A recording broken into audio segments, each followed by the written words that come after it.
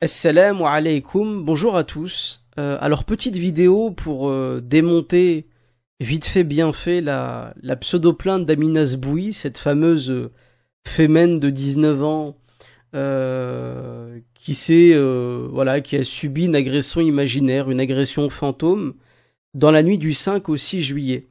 Alors moi la première fois que j'ai vu cette histoire de l'agression d'Amina Sboui, c'était sur le site Islam et Info, qui avait relayé un statut Facebook d'Amina, donc son compte officiel sur Facebook. Et ce que j'en ai vu, sincèrement, m'a fait rire pendant à peu près une demi-heure facile. Sincèrement, 30 minutes de pure rigolade. Alors je vais vous lire son statut, d'accord? Et juste après, on va lister toutes les incohérences que j'ai pu trouver. D'ailleurs, je suis persuadé que d'autres personnes l'avaient vu également. Mais c'est tellement énorme cette histoire, elle a beaucoup d'imagination, elle a vraiment beaucoup d'imagination. Donc je vous lis son statut, d'ailleurs je vais le mettre directement pour que tout le monde le voie.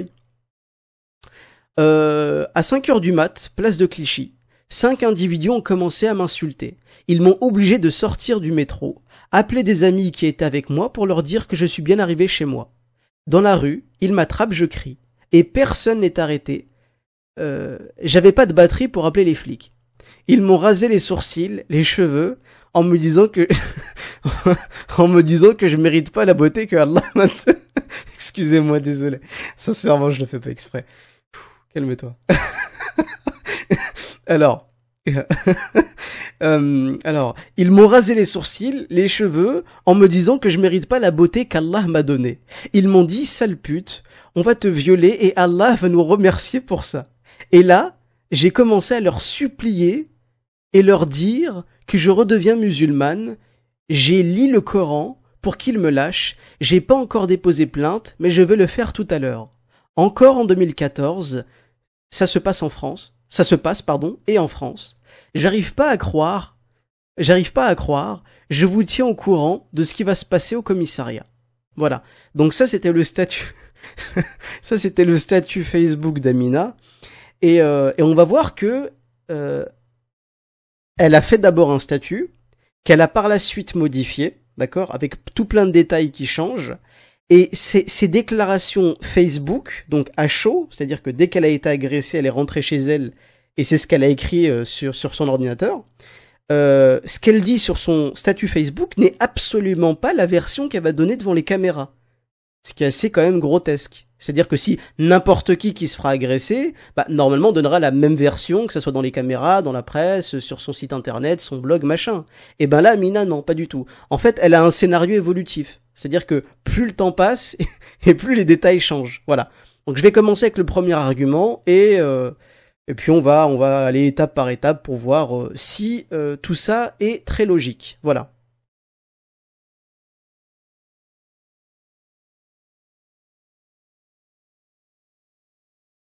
Donc la première grosse erreur d'Amina, c'était le temps, le facteur temps.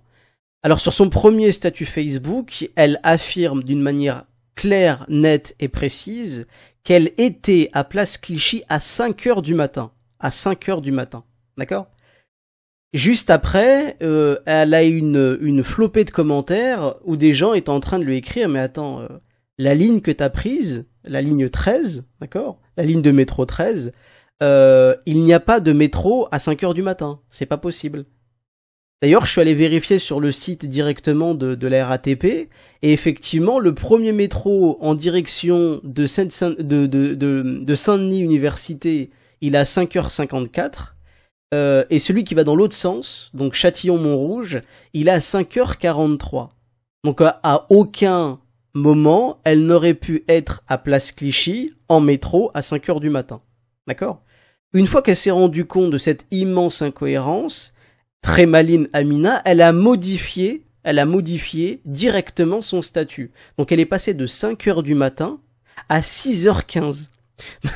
Donc en fait là, elle a fait un bond spatio-temporel d'1h15. On sait pas ce qu'elle a fait de cette heure-là, on sait pas où elle était, on sait pas si elle dormait, si elle était à l'hôpital, si elle était chez ses copines, on n'en sait rien. Enfin, d'après ce qu'elle a dit quand elle a porté plainte, il me semble qu'elle était encore à l'hôpital avec ses copines, mais bon, permettez-moi d'en douter. Donc déjà de passer de 5h du matin, de l'avoir affirmé d'une manière claire, et ensuite de rectifier le coup à 6h15, moi sincèrement, ça fait quand même, voilà, c'est quand même très étrange. D'ailleurs, elle s'est pas arrêtée là. Elle a dit devant les caméras que l'agression a eu lieu non pas à 6h15 comme elle l'avait rectifié sur son compte Facebook, mais à 6h10 dans le passage que voici. C'était à 6h10. C'était à 6h10. C'était à 6h10. Donc voilà, hein, ça a le mérite d'être clair, ça sort de sa bouche. Je mettrai les liens évidemment des vidéos en totalité. J'ai pris des morceaux, mais je mettrai les liens en totalité. Et vous verrez qu'elle parle exactement de l'agression, de l'heure de l'agression. Donc ça sort de sa bouche, hein, c'est pas 5h du matin, c'est plus 6h15, mais maintenant c'est 6h10. Avec autant de versions, en étant aussi vague et en modifiant autant l'heure d'une agression, moi je trouve ça très, mais alors très très bizarre. Je sais pas pour vous, en tout cas pour moi, ça pue quoi. Voilà, ça commence déjà comme ça pue. Donc j'en ai terminé pour le facteur temps, et je vais passer au deuxième mensonge. Alors le deuxième gros mensonge d'Amina, c'est toujours par rapport à son statut Facebook, sa déclaration, où elle dit très clairement que 5 individus ont commencé à l'insulter et l'ont obligée à sortir du métro. Or, dans ses dernières déclarations, et surtout d'après son procès verbal, parce que là c'est grave, là c'est carrément une plainte qui n'a rien à voir avec la déclaration qu'elle a faite sur Facebook, elle décrit en fait que c'était qu'un seul homme qui est venu l'aborder, qui l'a sorti du métro. D'ailleurs c'est très ambigu parce qu'on ne sait pas si c'est du métro la rame de métro ou si c'est le métro le tunnel du métro en fait. On ne sait pas du tout de quoi elle parle. Et que cet individu-là l'a sorti du métro vers 4 de ses acolytes qui l'attendaient probablement à la sortie. Voilà. Donc c'est assez étrange quand même. Je mettrai le procès verbal hein, pour que les gens le regardent. Et la vidéo où elle dit qu'en fait c'est un gars qui est venu l'aborder et non pas 5 directement, bah, c'est assez étrange. C'est très très étrange. Et j'étais dans le métro, sur les quais, et il y a un homme qui est venu me voir pour me dire bravo pour ton courage, blablabla. Et moi j'ai dit merci, ok, le mec il m'a attrapé par les mains. Je lui ai dit... J'ai commencé à rigoler parce que j'ai cru que c'était juste quelqu'un qui voulait me prendre pour un café ou un truc. Et moi j'ai dit non, j'ai pas le temps. Et là le mec il commence à me tirer plus fort. Et quand on était sortis de métro, on a trouvé 4 mecs barbus, des salafistes. Donc là je vais passer au troisième gros mensonge. 4 hommes barbus avec le symbole de prière, le symbole de prière, voilà quoi, des salafistes. Donc notre fameuse Amina va toujours plus loin dans le grotesque. Elle essaye de nous expliquer ce qu'est un salafiste. Alors je sais pas pour vous, mais moi qui suis musulman, dès que j'entends ce genre de termes, très journalistique, très politique, vous savez, tous ces mots qui font partie d'un champ lexical bien précis en rapport avec l'islam, qui ont pour suffixe « ist ». Vous savez, terroriste, islamiste, salafiste, de je sais pas quoi, etc., djihadiste, etc. À chaque fois que les gens en parlent et balancent ce genre de mots, c'est des gens qui d'un ne connaissent pas le mot qu'ils viennent d'employer, et de deux veulent juste faire une espèce d'amalgame un peu dégueulasse avec ce qu'ils ont entendu, des mots un petit peu religieux en arabe qu'ils ont lu quelque part. Bah elle, en fait, Amina la pauvre, c'est exactement ce qu'elle nous fait. Là, elle a tenté de nous expliquer ce que c'était qu'un salafiste. Alors, pour elle, un salafiste, c'est quelqu'un qui porte une barbe. Ce sont des musulmans qui portent des barbes. Elle va avoir un gros problème. Hein. Elle va avoir un gros problème parce que si elle dit à un chiite demain que c'est un salafi, elle va s'en manger une tout de suite, immédiatement. D'accord ? C'est ridicule. C'est pas parce que tu portes une barbe et que t'es habillé un petit peu à l'oriental que t'es un salafiste ou un salafi. D'accord ? C'est comme les sikhs d'ailleurs, les sikhs, même moi j'arrive pas à différencier entre des musulmans et des sikhs. Les mecs portent un turban, une très longue barbe, des qamis ou des sortes de vêtements traditionnels indiens. On peut pas les différencier des musulmans, par exemple. Donc en fait, Amina, géniale, elle aura carrément collé l'étiquette salafiste, parce que sûrement ça doit être le terme à la mode en ce moment. Voilà, en pleine période de Ramadan, avec ce qui se passe à Gaza, avec l'affaire de Mehdi Nemmouche à Bruxelles, etc. Bah, le terme qui est à la mode, tout le monde le sait, c'est le terme salafiste. Moi, il y a un truc qui m'a choqué, le plus choqué, c'est quand elle parle de signes de prière, de symboles, pardon. Elle a utilisé le terme symbole, de symbole de prière. Alors moi, je me suis posé la question. Je me suis demandé, mais de quoi elle parle? C'est quoi un symbole de prière en islam? Alors, premièrement, il n'y a pas de symbole en islam. Il n'y a aucun symbole de l'islam. Quand bien même des gens parleraient du croissant et de la lune sur certains drapeaux, etc., ça n'existe pas en islam. Jamais de la vie. L'islam n'a pas besoin de symboles, ni de signes. Nous ne sommes pas des chrétiens, nous ne sommes pas des juifs, nous ne sommes pas des témoins de Jéhovah, ni des francs-maçons. On n'a pas besoin de signes pour croire en Dieu et le vénérer comme il se doit. Et elle va beaucoup plus loin quand elle parle de symboles. Parce que moi, je me suis demandé, est-ce qu'elle parle de la barbe? Non, parce qu'en fait, elle l'a mentionné au début de la vidéo. Vous pouvez la regarder. Elle mentionne dès le départ, il portait une barbe. Donc elle n'a pas dit que c'était un signe de prière. D'accord? Elle n'a pas parlé de la barbe comme symbole de prière. Par contre, elle fait un signe de la main Symbole de prière, symbole de prière, symbole de prière. où elle montre le niveau du cou en parlant de symbole de prière. Donc je sais pas de quoi elle parle. Donc les musulmans, ils ont quoi? Ils ont une espèce de chaîne en je sais pas quoi, avec un petit symbole autour du cou pour dire tiens, je suis musulman. Ils portent des colliers avec écrit je suis salafiste, laisse-moi tranquille. Qu'est-ce que ça veut dire? Et puis je me suis aussi demandé si elle parlait pas, vous savez, de certains frères et sœurs qui, à force de faire la salate, ont une tache brune sur le front. Vous savez, le frottement quand ils font leur salade. Mais c'est bizarre parce qu'avec son doigt, elle a pas montré son front. Elle a ni montré la barbe, elle a montré le cou. Donc j'aimerais qu'Amina, soit tu vas t'acheter un cerveau immédiatement, soit tu vas réapprendre un petit peu la culture de tes ancêtres et comprendre qu'il n'y a pas de symbolisme en islam, ça n'existe pas. Ou alors tu nous expliques avec tes mots ce que c'est que le symbole des salafistes qui portent autour du cou. Parce que moi ça m'intéresse beaucoup. Voilà. Donc ça c'est... c'est au-delà d'un mensonge, c'est de l'ignorance en fait. Tu me fais limite pitié. À ce stade-là, là c'est on est en dessous du niveau de la mer. D'accord? Là c'est là c'est terminé. Là il y a plus rien. Il y a absolument plus rien. Donc je vais continuer avec le 4e mensonge. Alors pour le 4e mensonge d'Amina, je l'ai nommé le mystère du téléphone magique. Alors revenons sur le statut Facebook d'Amina. Après avoir été sortie de force du métro par les 5 individus salafos, wahhabitos, mangeurs d'enfants qui portent des colliers, etc., elle nous dit qu'ils l'ont forcée à appeler ses amis pour leur dire qu'elle était bien arrivée. Mais ce qui est assez extraordinaire, c'est que dans le même paragraphe, elle réussit à nous dire qu'elle n'a pas de batterie pour pouvoir appeler la police. Donc j'aimerais savoir comment t'as fait pour appeler tes amis alors que t'avais pas de batterie. Ça m'intéresse beaucoup. D'ailleurs, je te rappelle, Amina, que dès que tu es rentré chez toi, en postant ce même paragraphe sur ce même statut Facebook, immédiatement, t'as fait un selfie avec ton téléphone. Donc, miraculeusement, dès que t'es rentré à la maison, t'avais assez de batterie pour te photographier avec un air assez décontracté en plus. Hein. T'avais pas l'air si amoché que ça. Hein.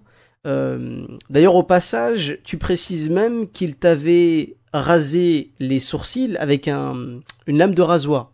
Il m'a rasé les sourcils et les cheveux. Avec quoi il a fait ça? Avec un lame de rasoir. Ils vous ont immobilisé alors, c'est ça? Ils vous ont bloqué, ils vous ont mis... Voilà, Bon, on va imaginer la scène 30 secondes. Les mecs, ils t'attrapent à 5. T'essayes de débattre. Il y en a un qui sort une lame de rasoir pour te raser les sourcils. Et à aucun moment donné, le mec, il t'a coupé. Enfin, je sais pas si vous imaginez la scène. Je pense que beaucoup de gens qui m'écoutent à travers cette vidéo ont déjà utilisé un rasoir. Que ce soit les femmes ou les hommes. Ça vous est déjà arrivé de vous couper, alors que c'est vous-même qui teniez la lame. Alors vous imaginez si quelqu'un qui essaie de vous couper les sourcils, en plus, vous vous débattiez, n'arrive pas à la couper, mais c'est Ah donc soit le mec c'est un virtuose, alors le mec il avait un doigté mais extraordinaire, soit en fait il lui a filé la lame de rasoir et elle se l'est faite toute seule, ce qui me paraît très peu probable quand même. Faut vraiment être avoir une trouille finie, avoir d'ailleurs beaucoup de temps, hein, parce que je vous rappelle que c'était dans dans le métro, il y avait des gens qui passaient. C'est tout à fait normal, c'est vraiment le truc qu'on demande à tout le monde. Tiens, je t'agresse, tu pourrais te raser les sourcils en plus? Ouais, parce que ça me fait kiffer. C'est... Sans déconner, il y a des gens qui arrivent à croire à cette histoire. Ça n'a ni queue ni tête. Et d'ailleurs, comme tout le monde le sait, tout bon musulman a sur soi une tondeuse et des lames de rasoir, évidemment. Ça fait partie de la panoplie du salafiste. Tout le monde sait que le salafiste lambda, il a toujours une tondeuse et des lames de rasoir de rechange, évidemment. Évidemment. Donc j'y crois pas une seule seconde. Encore une fois, je sais pas pour vous, mais c'est tellement énorme comme... j'arrive même pas à imaginer le truc, en fait. Et pourtant, j'ai une mémoire, j'ai une imagination vraiment excellente. Mais alors là, j'ai vraiment du mal à imaginer le truc. Donc je vais passer au 5e mensonge.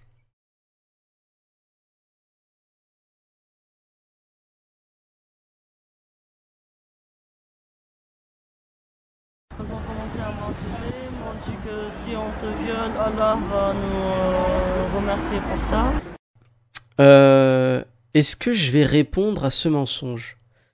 En fait, non. En fait, il est tellement énorme, il est tellement... Parce que là, on touche le fond. Tout à l'heure, je dis qu'on était en dessous du niveau de la mer. Là, c'est... ce qu'il y a en dessous du niveau de la mer. C'est-à-dire le noyau de la planète. Là, c'est bon. Là, on fait de la spéléologie. Là, c'est plus possible.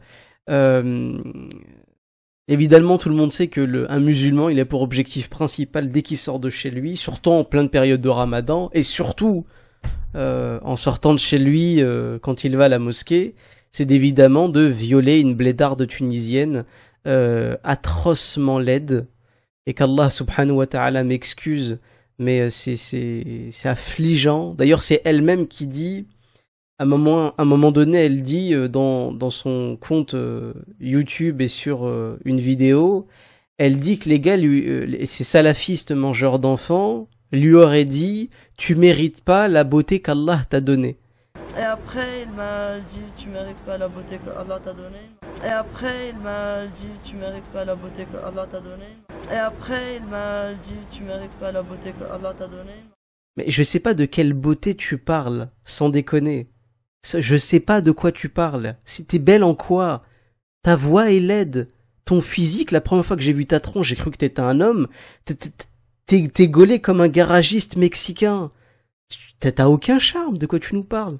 C'est pas vrai, tu n'es pas belle, tu n'as pas de beauté. Certes, Allah, il donne la beauté à l'être humain. Mais après, l'être humain, il en fait ce qu'il veut. Par contre, toi, toi, grande spécialiste des joints et de la cigarette, à 19 ans déjà t'es claqué, hein, tu n'intéresses personne, absolument personne. Donc ça m'étonnerait beaucoup que quelqu'un puisse te dire ça un jour, hein, que tu mérites pas la beauté que Dieu t'a donnée. Franchement, ça j'en doute, mais alors d'une puissance tu peux pas imaginer. Mais encore plus que les mecs aient eu l'idée de violer un ton comme toi. Intellectuellement, j'arrive pas à m'imaginer ça. Là, c'est au-dessus de mes forces. Là, je peux... là, je peux juste plus. C'est fini. Je peux juste plus. Alors, je vais arrêter là avec les mensonges parce que la vidéo dépasse les 20 minutes. Je m'attendais pas à faire une vidéo aussi longue. Je pensais qu'elle allait être beaucoup plus courte. Je pense que déjà avec les 5 mensonges que j'ai prouvés de manière factuelle et toutes les incohérences dont elle a fait preuve sont assez vérifiables et véridiques. Hein. De toute manière, ne me croyez pas sur parole, vérifiez ce que je dis. Si à la rigueur, il y a des gens qui sont pas d'accord avec ce que je viens de dire, il n'y a aucun problème. Vous venez sur mon compte YouTube Oasis de citation et vous balancez vos commentaires sur ce que je viens de dire. Il n'y a pas de problème. S'il y a des arguments à l'appui, moi, je veux bien tout entendre. Et je vais quand même ajouter un commentaire personnel à la fin de cette vidéo, qui sera le suivant. Amina fait parler d'elle il y a quelques années sur Facebook. Elle s'était pris en photo nue, les seins nus. Elle se réclamait des fémènes, voilà. Elle voulait marquer un petit peu. Voilà, elle sortait de l'adolescence. Elle voulait s'affirmer en tant que femme.